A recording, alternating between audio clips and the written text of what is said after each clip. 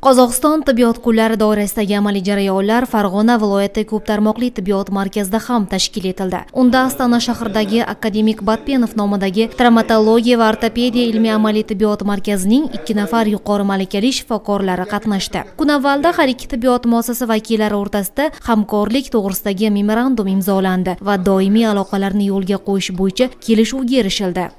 Memorandum imzoladikki, 3 ta bosqichdan iborat bo'lgan. Birinchi, ya'ni mutaxassislarning tajriba almashishi, bizni mahalliy kadrlarimizni Astana shahriga borib, bemalol o'zlarini ilmiy amaliy tajribalarini oshirishi.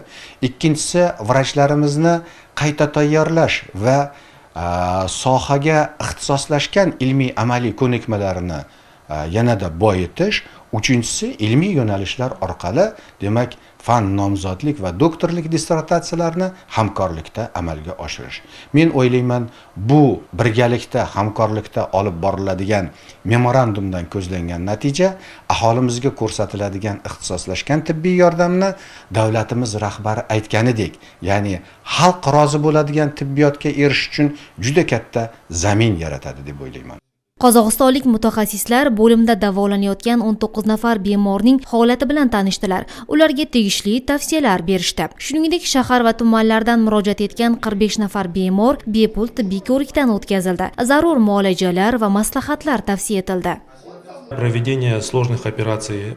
Maqsadimiz murakkab endoprotezlash amaliyotlarini o'tkazish, xususan tizza, son bo'g'imlari va umurtqa pog'onasidagi jarrohlik amaliyotlarini qilamiz. Shuningdek, biz bilan birga oyoqqa oid jarrohlik bilan shug'ullanadigan mutaxassislar ham kelgan. Ushbu murakkab operatsiyalarni mahalliy shifokorlar bilan birgalikda amalga oshiramiz. Tashrifimizning eng muhim sabablaridan yana biri endoprotezlash yo'nalishida zamonaviy texnologiyalardan foydalangan holda jarrohlik amaliyotlarini o'tkazish. O'zbekistonda bu jarrohlik turi hali amalga oshirilmagan. Bizning yordamimiz bilan eng so'nggi uskunalar orqali tizza va son bo'g'imlarida jarrohlik amaliyotlari bajariladi. Bundan tashqari, mutaxassislar markaz shifokorlari bilan hamkorlikda 2 nafar bemorda yirik bo'g'imlarni total endoprotezlash amaliyotini muvaffaqiyatli amalga oshirdilar. O'zbekiston va Qozog'iston shifokorlarining bunday hamkorligi ikki qo'shni mamlakat tibbiyot sohasidagi tajriba almashinuvini kuchaytiradi. Mutaxassislar malakasini oshirishga xizmat qiladi. Eng muhimi, bu tashabbus bemorlarga yuqori sifatli tibbiy xizmat ko'rsatish imkoniyatlarini yanada kengaytiradi. Qozog'iston tibbiyot kunlari doirasidagi bunday hamkorlik tadbirlari Farg'ona, Samarqand, Buxoro viloyatlari hamda Qoraqalpog'iston Respublikasining tibbiyot muassasalarida o'tkazilmoqda.